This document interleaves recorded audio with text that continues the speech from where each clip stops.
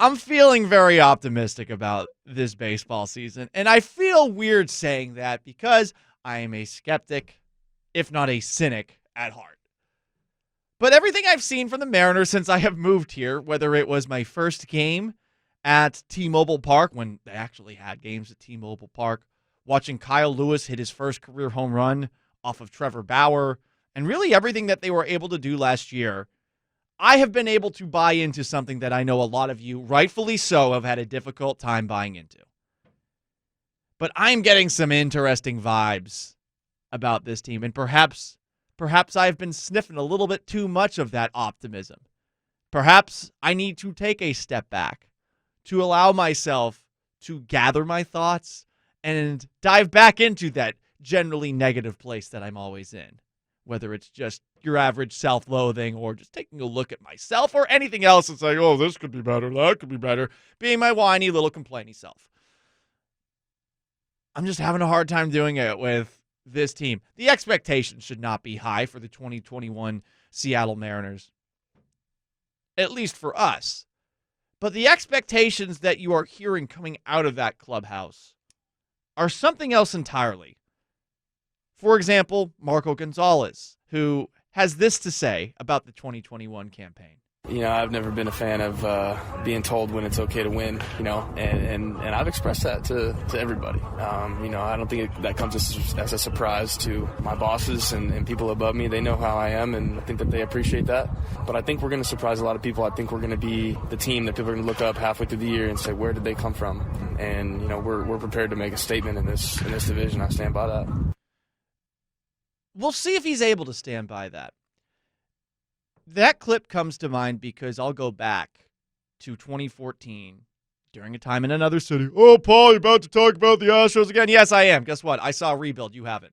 So I know a little more about these things than you do.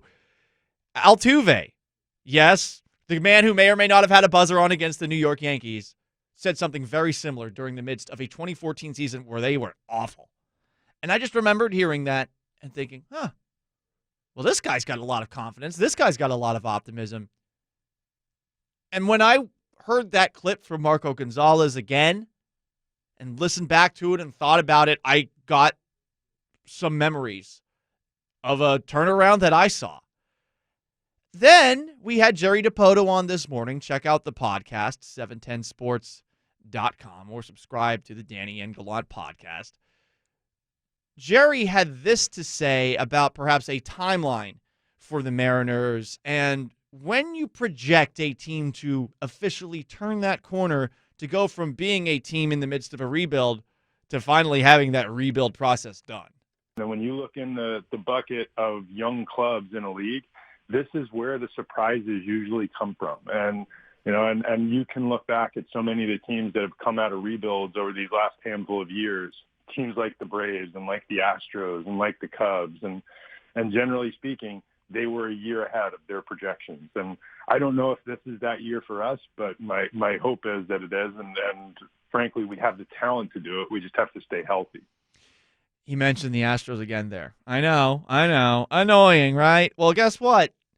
In 2015, that Astros team had the best record in baseball, the American League specifically, the first half of the season. They finished 86 and 76. Did not have the biggest of lineups, but they had enough bats to provide a decent amount of pop. They didn't have a ton of great pitchers, but they had a couple at the top that were enough. And I'm just saying, I'm getting some vibes from those 2014-2015 Houston Astros with this Mariners team going into 2015. That does not mean necessarily a playoff appearance. That does not mean, definitely, a World Series. What it does mean, though, is a frisky, compelling baseball team that I feel like we are going to have actual fun watching this season.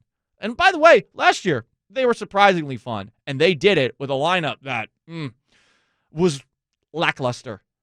I mean, last year, the Mariners were powered by Kyle Lewis, Kyle Seager, and someone named Dylan Moore, who's a super utility player. This year, the lineup is significantly deeper because of a trade that the Mariners made with Austin Nola to get Taylor Trammell to bring in Ty France. Ty France has been crushing it in spring to the point where I think he actually might lead the team in home runs, even though he's not necessarily a power hitter. Taylor Trammell, we'll see what he's able to do. He's definitely better than anyone that you had in the outfield outside of Kyle Lewis last year. And by the way, Mitch Haniger's back. Kyle Seager's here again. Right now, you have a bunch of guys that you can take a look at in the lineup and say, yeah, I know that guy's going to be good. There are some question marks for sure. Is J.P. Crawford going to hit at all? Is Evan White going to hit at all? What's going to happen behind the plate as well?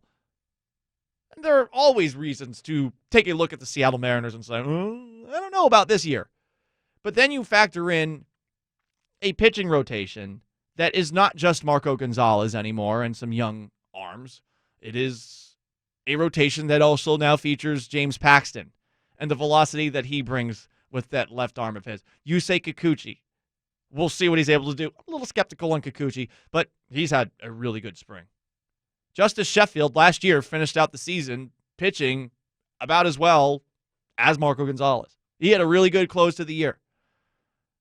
We'll see what Justin Dunn's able to do. And, of course, you know the prospects that are waiting in the wings.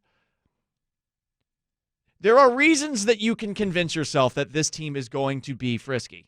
And I'm feeling those vibes from a team that I have covered before in the midst of a rebuild.